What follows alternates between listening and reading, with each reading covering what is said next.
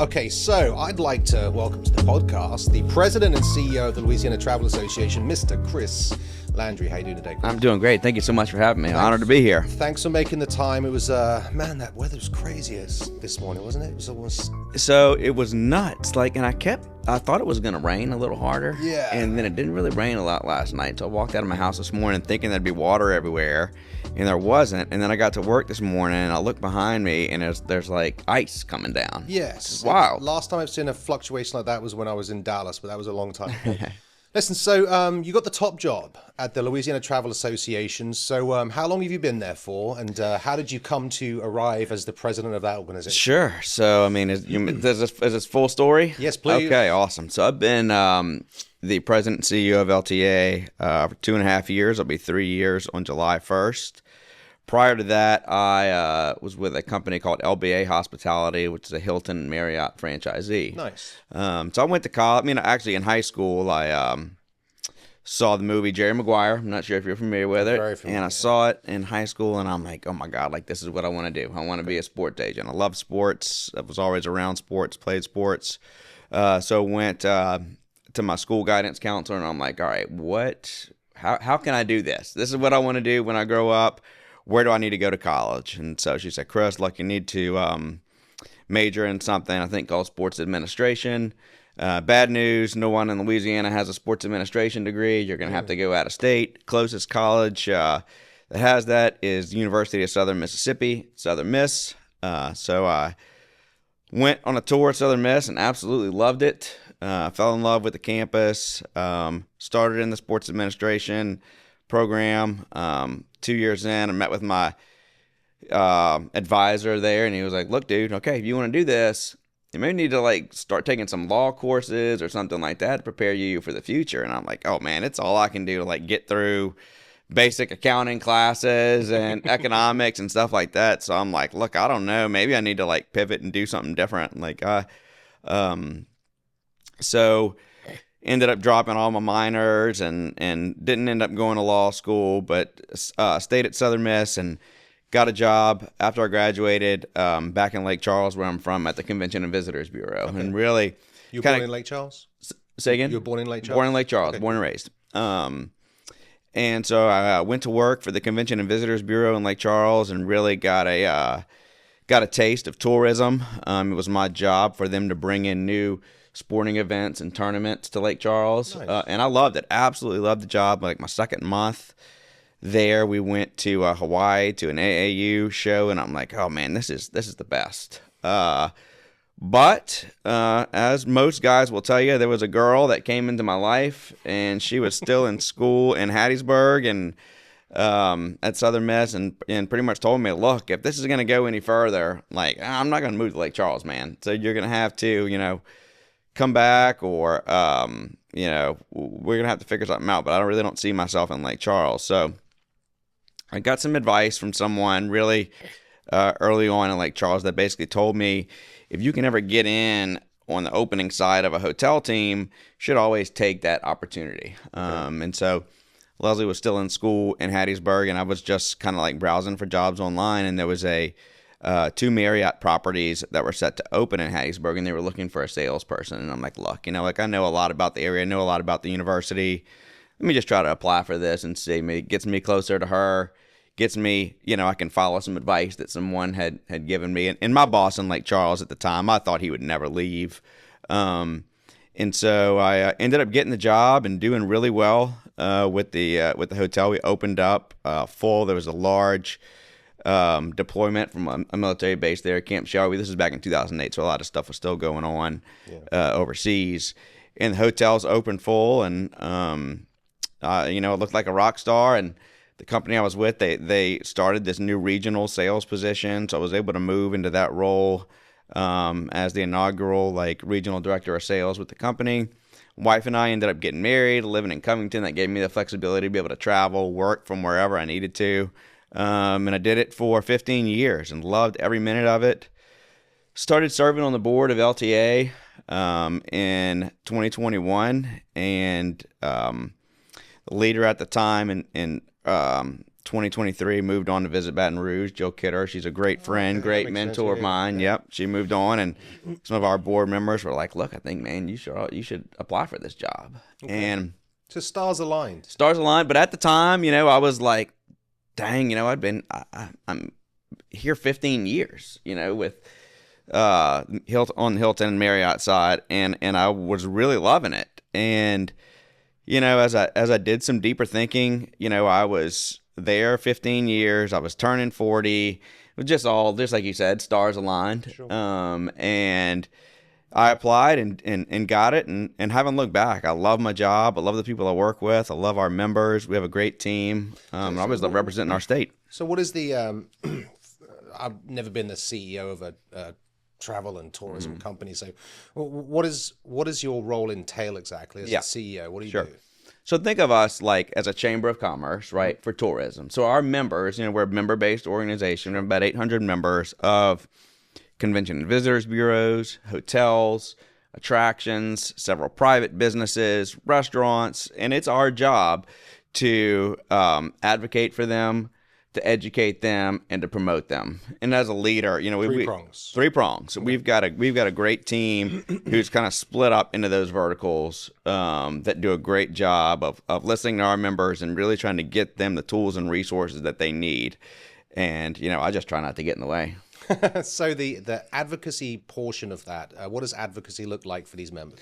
So for us, what we really try to make sure we do is to protect what we call occupancy tax. Okay. And so like if you go stay in a hotel, you're going to pay a certain percent of your rate is going to come back as an occupancy tax. Yeah. Now our convention and visitors bureaus are funded through that occupancy tax. That's how they have their jobs. That's how they have the money to go out and promote. And so I would say 75% of the work that we do at the Capitol is always going to be around occupancy taxes.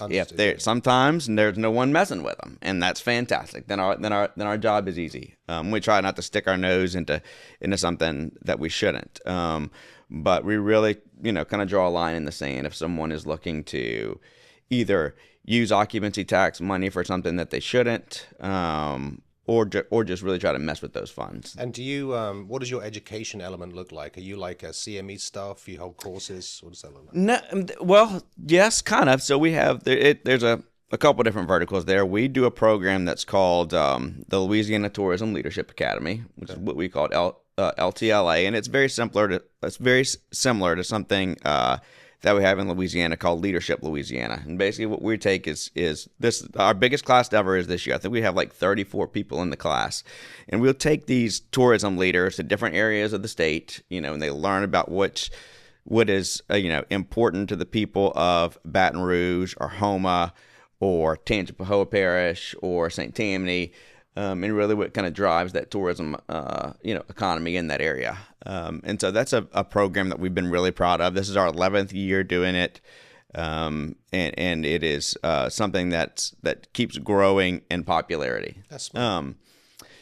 Another thing that we do is our biggest event of the year is our LTLA Summit in partnership with the Office of Tourism and Lieutenant Governor's Office. We do it, it's normally either the last week or the second to last week of August every year. It's 2.5 days of networking and education where we'll bring in speakers from all over the country to educate our members on tourism trends, different AI topics, or just really industry-related relevant topics that are important to them right now. So on one of my questions, I had so many questions here, but I'm genuinely interested. So I don't know how much I'm going to reference this, but they were talking about. I was wondering, with all of the groups, the local boards and the tourism offices and the lieutenant governor's office, like where do you fit inside that? And it's starting to become apparent as you chat. But how would you describe your position within that kind of stack of organizations? Yeah, look, the lieutenant governor and his team are always going to be the most public facing, representation that we have as a state. And so we anytime we can partner with them, and send the same message and share the same message, we want to do that as much as possible. They are a representation of all people in this state, right? Whereas for us, there may be some member specific things that we can focus on. Certainly, we've got, members that represent, even some private industries that we try to do work for. So I would say, the biggest difference is he's just always going to be way more public facing than we are. We're more, focused on the private side. Okay. So how do you think that your journey through the hotels and then being on the board and stuff set you up to be able to be a good president and CEO of this organization? Look, on the hotel side, and I don't think a lot of people understand what goes into running a hotel. I mean, although I was in the sales department, we're not the ones cleaning the rooms and checking people in, but that's a really tough, thankless job that a lot of our line level associates have to go through every day. And I think that just watching them and reading feedback, right? And I came through where the days of, online reviews and stuff were just starting, right? So you were really starting to see a lot of attention being paid to customer service and the way this person talked to another one when they checked them in, or maybe there was a hair left somewhere in a room, which of course nobody wants to see, but they also don't see what goes on behind the scenes at a hotel and how hard those people work. I mean, that is one business that's, 24/7. There's always going to be somebody there. It doesn't close. And so for me, I was able to really understand what it meant to have a customer service background. Okay. And I like to think that I try to take on that same mindset as the CEO of LTA. I think that for us, and that's one thing that I think makes Louisiana special too, right? I think that it's a combination. It almost like the best of both worlds. Like I feel like Louisiana people are very warm and welcoming, customer service friendly people. And for me, just being able to take that and being able to incorporate some leadership into that, really, I think kind of set me up for success. So when I think about promoting, I've got a weird perspective in that I was not born here, if you can't tell. I was born in the UK, and I too am here because I met and married the girl from New Orleans. There you go. I'm glad you know how it is. Yeah, it is. I know how it is. So happy to be here, man. It's a beautiful place to live. Yep. But I kind of see it from the inside, live in it, and from the outside as a former British person, right? So I see the state, and so all that to say, I appreciate that all you need to do is get a person to taste a etouffee in like Crowley or something, or to go to some bar in Lafayette and listen to some live music, and you're hooked, right? I get it. How do you through your work and your members connect people that maybe don't get that to actually try that? What's your outreach look like from a tourism perspective?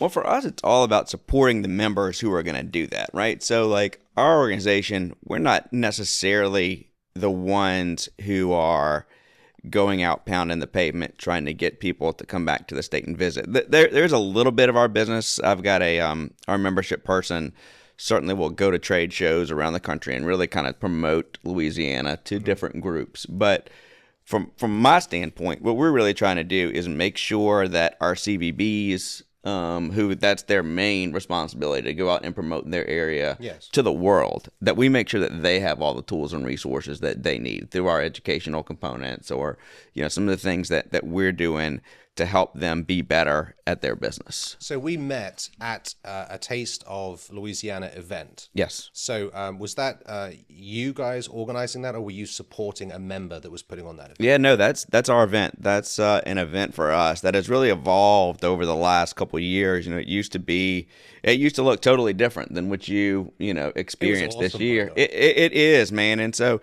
2 or 3 years ago, I guess before I started, that was a 2-night event, and it had just gotten to be too spread out. And so we went back to the drawing board and was like, look, what can we do to make this a bigger one-night celebration of Louisiana?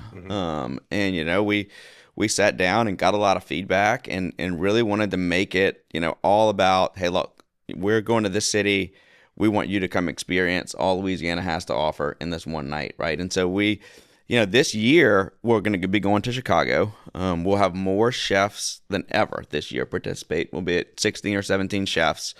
We wanted to incorporate some live music. David St. Romain and Wayne Toops, I think, are always going to be a part of it now. We can't do it without them. And then we're trying to like come up with some other different activations there. And, we started in Denver with this new format and completely sold out. Then we moved to New York City as partnership with the Lieutenant Governor's office last year and completely sold out. And I have no reason to believe that Chicago won't be the same way. So really, that's the second of those in that format. Yeah, the one you came to was the second one. Yeah, it's great. And honestly, like the venue was a little bit smaller. We could, I think we sold out at 300 tickets. I think that night, if we had a bigger venue, we could have sold way more. And so Absolutely. This year in Chicago, we'll be at a venue called the City Hall, which is massive. I mean, I think our capacity in there is almost 600. So look, if we sell out 600 tickets, I'm going to be the happiest guy ever. But I have no reason to think that we can't push those numbers up to 400 or 500 and at least make it appear to be really full.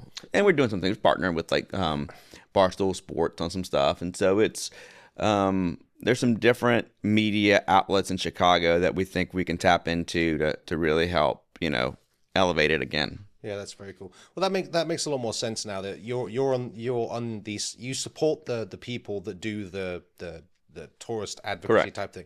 And explain. So on Saturday I was in Lake Charles. Yeah. They had the Louisiana Food and Wine Oh, Festival, yeah, and yeah. so we were out there filming, and some lady, forgive me, I forget her name, but she comes over and says hello. She's got a little table out there, and you would be supporting the local tourist board out there through that. Yeah, Visit Lake Charles is a huge sponsor of that event. Okay, cool. They're the one that kind of brought that event there, so it's our job to make sure that Visit Lake Charles and their staff and their employees and their stakeholders all have the tools and resources they need to be able to put on those types of events, or make sure that they're educated enough to be able to go out and promote that to. Okay, so I'm going to put you on the spot. So, if you're charged with educating your members about trends and things, how is tourism looking for Louisiana? Last year, this year, projections? Look, I think that last year was a hard year to come off of. Look, you had Taylor Swift, you had the Super Bowl, you had, it was an unbelievable year for New Orleans.